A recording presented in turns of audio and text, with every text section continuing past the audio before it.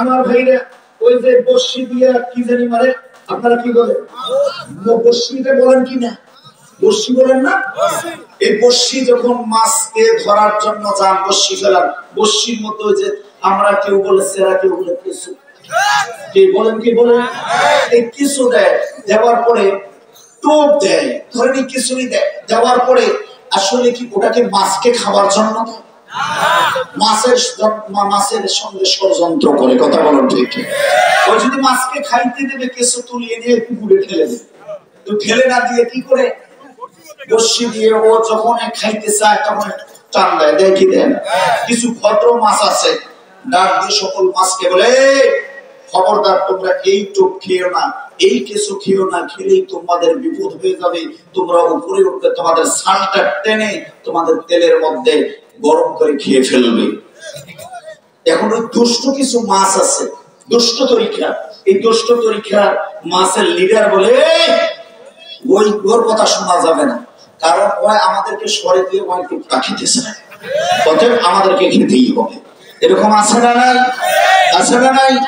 আমার ভাই এই কথাটা বলবার কারণ, এই কথাটা বলবার কারণ আজকে যারা আমাদের সামনে ওই যে বর্ষি দিয়ে যেমন কেঁচো দিয়ে যেমন ষড়যন্ত্র মাছের সঙ্গে করে, আমাদের জমিনেও কিছু মানুষ আছে আমাদেরকে বক্তব্য শোনায়, নাই কোরআন, নাই রাসূলের আদর্শ, নাই রাসূলের চরিত্র, কথা বলুন ঠিক কিনা?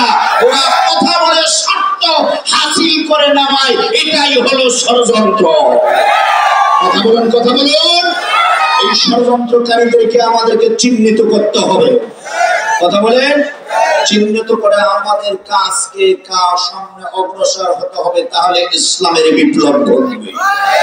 তাছাড়া সম্ভব নয়, ওই ষড়যন্ত্রের কাছে মাথা নত করা যাবে না।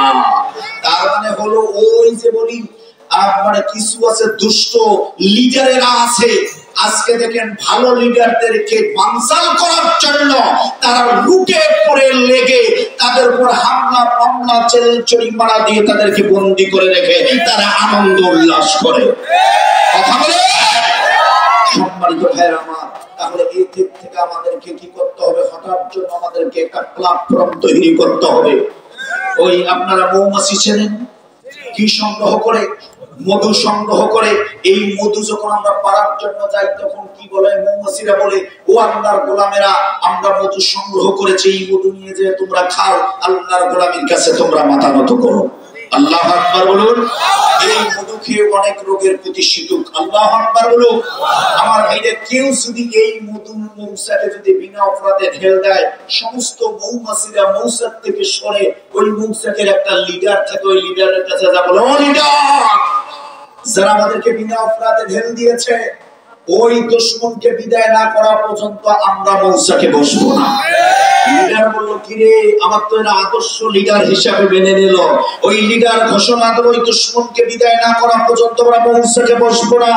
ওই মৌচাকের দুশমন পোলাতে পোলাতে পানির ভিতরে ঢুকে যায়, সমস্ত মৌমাছি লিডার সহ ওই পানির ভিতরে ঢুকে ইঞ্জেকশন দিয়ে ওকে দুনিয়ার থেকে বিদায় করে দেয়। এই কথাটা বলবার কারণ, এই কোরআনুল কারীম হলো মৌচাক, এই কোরআনুল কারীমের ভেতরে শব্দগুলো হলো মধু।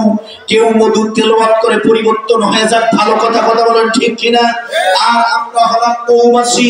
আমার ভাইরা, যদি কেউ তেলাওয়াত করে ভালো হয়ে যায় যা, আর যদি তা না করে কোরআনের বিরুদ্ধে যদি স্লোগান তোলে, রাসূলের বিরুদ্ধে যদি স্লোগান তোলে, নায়েবে নবীদের বিরুদ্ধে যদি স্লোগান তোলে, আলেমদের বিরুদ্ধে যদি স্লোগান তোলে, ইকামতের দ্বীনকে কায়েম করার বিপক্ষে যারা স্লোগান তুলবে, আল্লাহর জমিনে আল্লাহর দ্বীন কায়েম হকের বিরোধিতা যারা করবে, মৌমাছির মতন ঐক্যবদ্ধ হয়ে ইসলামী আন্দোলনের অন্যতম সিফা সালাহার যখন ওই নেতা যখন বাতিলের মোকাবেলা করার জন্য যখন ডাক দেবে, ইসলামের দুশমনকে দুশমনের মোকাবেলা করার জন্য যখন ডাক দেবে, স্ত্রীর মায়া, সন্তানের মায়া, সব